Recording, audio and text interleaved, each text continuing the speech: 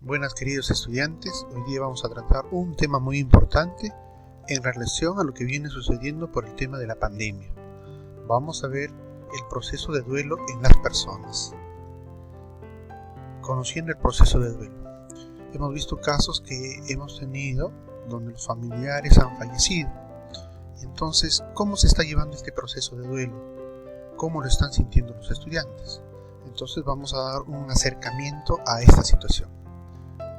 Ahora, la primera pregunta es, ¿qué es el duelo? Miren la imagen, ¿no? Dos personas que se están abrazando, están con profunda tristeza. Vamos a decir que el duelo es la demostración de sentimientos de dolor, de aflicción o de pena por la pérdida de un ser querido. Ciertamente, todos vamos a sentir esas emociones, esos sentimientos. La pérdida de un familiar representa dolor, representa angustia, representa llanto.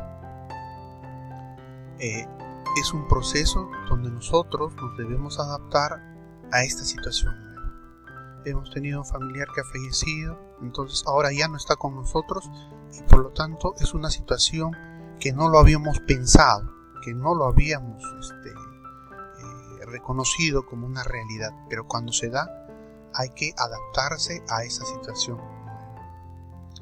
Ahora, en el duelo hay una duración y también hay una intensidad, ¿no? Entonces, ¿de qué va a depender eso? Bueno, va a depender del tipo de muerte. ¿Qué significa esto? Por ejemplo, la persona que ha fallecido, ¿cómo ha fallecido? ¿Ha sido de forma repentina? ¿Ha sido a través de un proceso largo de padecimiento de una enfermedad? Entonces, la persona que está sufriendo el duelo va a tener que llevar ese duelo conforme a cómo ha visto esa partida, ¿no? Por ejemplo, una persona que ha visto a un familiar que ha padecido bastante a través de una enfermedad penosa y triste, entonces el tipo de duelo que va a tener evidentemente va a ser distinto a una persona que ha visto a su familiar en la mañana y que luego en la tarde le digan, ¿saben qué? Tu ser querido ha fallecido. Entonces eso va a depender, ¿no? La intensidad y la duración depende de qué tipo de muerte ha sufrido la persona. También el duelo va a depender de la edad de la persona. El duelo es llevado de distinto modo por un adulto, por un adolescente, por un niño, ¿no? El niño quizás puede hacer un duelo más rápido que un adulto o que un adolescente. Entonces eso también va a ser un factor, ¿no? Cuando se habla de intensidad y de duración. También la intensidad o la duración del duelo va a depender de la relación que se ha tenido con la persona fallecida. No es lo mismo, ¿no?, que se sienta el duelo, se sienta el dolor para un niño que nunca ha visto al abuelito o que de alguna vez lo ha visto al abuelito a cómo lo sienten sus hijos, ¿no?, o la persona cercana, ¿no? Si tú has vivido con esa persona muy de cerca, has tenido experiencias fantásticas, bonitas, entonces el duelo va a ser más intenso, más doloroso. Pero si tú has visto y sabes que ese familiar ha sido tuyo, pero lo has visto 1, 2 o 3 veces, entonces posiblemente el duelo sea más llevadero, menos intenso. El dolor que tengas puede ser menos intenso. Entonces eso va a depender del tipo de relación que se ha tenido con la persona fallecida. Ahora, ¿hay características en el proceso de duelo? Por supuesto que sí. Vamos a decir que no todas las personas tienen el mismo proceso en la etapa de duelo. No todos tienen los mismos sentimientos. Entonces, esto debido a ciertos factores, ¿no? Dice que la duración del duelo puede ser entre 1 y 3 años. ¿Sí? Entonces, hemos dicho depende de varios factores, ¿no? Entonces, a uno le puede durar este proceso de duelo 1 o 2 o 3 años, ¿no? Pero si pasa a un cuarto año, este proceso de duelo se llamará duelo no resuelto o duelo crónico. Aquí sí la persona que está en esta situación tiene que buscar ayuda. Los familiares tienen que buscar a un especialista para tratar de ayudar a cerrar este siglo con la persona que todavía no ha resuelto este duelo. Entonces hay que tener cuidado y hay que estar atento con aquel familiar que pasa o que todavía aún siente padecimiento por esta pérdida o por este fallecimiento. Otra característica es que en el proceso de duelo que hay una disminución o incremento de la sensibilidad. Algunos se volverán muy duros, insensibles frente a otra situación similar. Harán una coraza en su interior para volverse más insensibles. Pero en otros casos esta sensibilidad se incrementará. Todo lo que uno le puede decir le va a afectar, por lo tanto va a llevar a una tristeza o quizás va a llevar a un llanto. Entonces hay esa característica, ¿no? O bien disminuye la sensibilidad o bien se incrementa. También otra característica es el anhelo y búsqueda de la figura perdida, ¿cierto? Siempre la persona va a buscar o va a añorar a aquel ser que ha querido, aquel ser que ha perdido. Entonces hay un anhelo, una búsqueda de esta figura. Y otra característica es la desorganización y desesperanza interior. Entonces lo tenía todo planeado y de repente el ser querido fallece. Por lo tanto, dentro de su interior va a sentir desesperanza.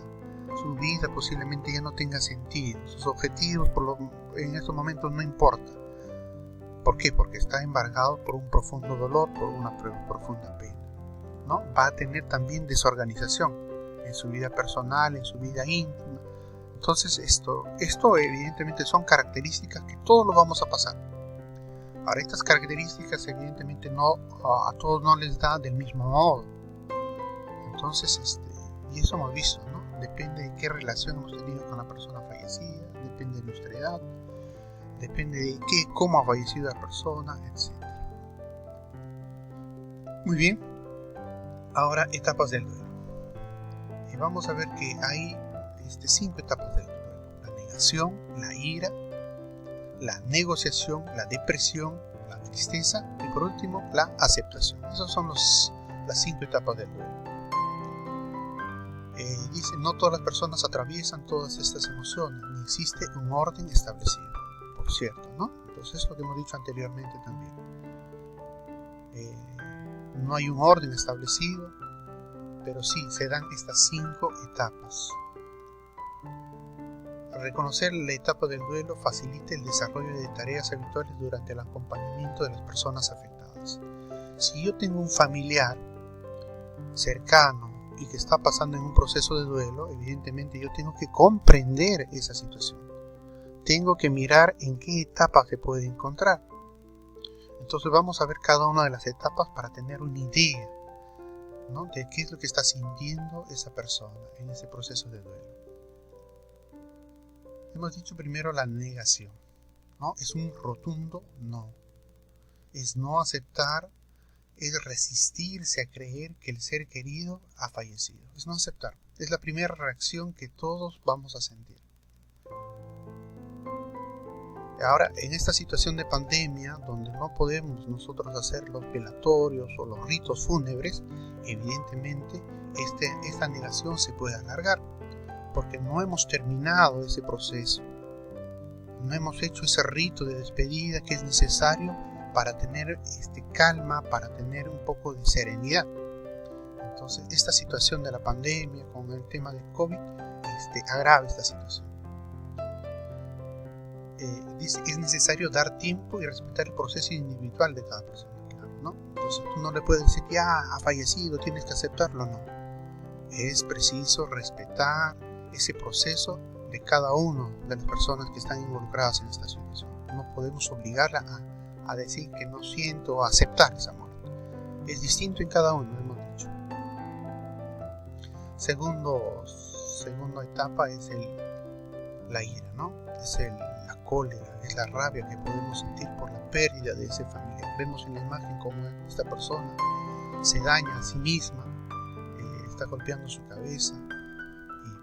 Y bueno, esta emoción no solamente se puede dar hacia nosotros mismos, de ira, cólera hacia nosotros mismos, sino también se puede dar hacia las otras personas. En este caso de la pandemia puedes echarle la culpa al médico, puedes echarle la culpa al político que no implementó el hospital donde justo tu familiar iba a ir.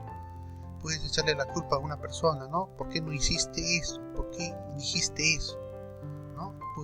Esta ira puede llevarnos a nosotros mismos, o incluso a la persona fallecida.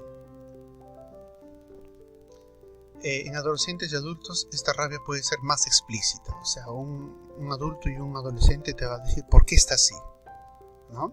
Pero en un niño o una niña evidentemente que no. Y eso nos vamos a dar cuenta solamente con la observación de su conducta, con la observación de su comportamiento. Su comportamiento del niño o de la niña va a decir lo que siente en su mundo interior. Por lo tanto, va a haber comportamientos que ponemos aquí disruptivos, ¿no? La falta de control de sus emociones, la falta de control de su comportamiento. Podría aparecer un sentimiento de culpa y desencadenar en conductas destructivas. ¿No? Yo tengo la culpa, ¿por qué no hice eso? Por lo tanto me puedo autolesionar, autodañar. También está la negociación. ¿Qué significa la negociación? Dice, en esta etapa se va haciendo más consciente de lo que ha pasado y va reduciéndose la negación, ¿no? Aquí se intenta negociar con la muerte, ¿no? Se hace presente la figura de un creador, un ser todopoderoso, ¿no? ¿Para qué? Para decirle, bueno, yo te doy a cambio o yo hago tal cosa para que tú me devuelvas a mi ser querido. Entonces se llega a eso, a tratar de negociar con la muerte, con el ser creador.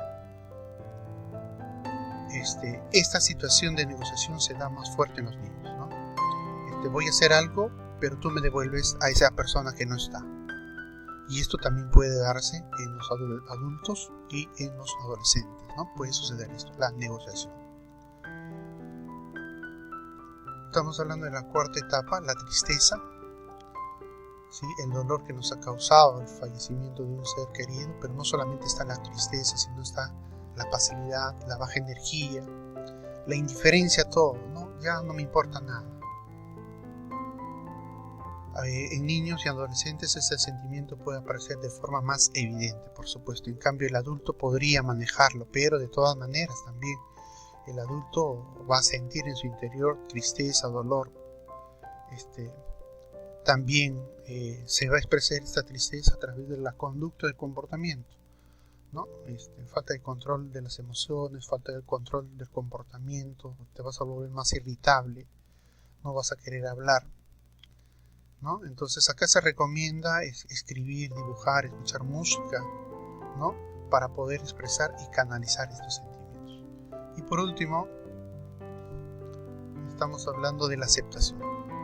Es la etapa final, donde la persona evidentemente encuentra paz, encuentra alivio frente a esa pérdida. En realidad a esto debemos apuntar, ¿no? Se acepta el hecho de la muerte, ¿no? Entonces la persona, aún teniendo tristeza, aún teniendo dolor, acepta, ¿no? Y se resigna. Es la resignación. Aceptar lo que me ha pasado, aceptar lo que ha acontecido con la persona que yo quería y que ahora no está.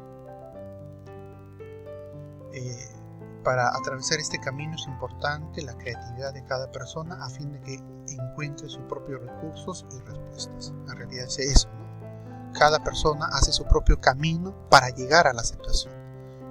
Y todos no va a ser igual, es distinto. Bueno, queridos estudiantes, hemos terminado. Les doy gracias por su atención. Buenos días.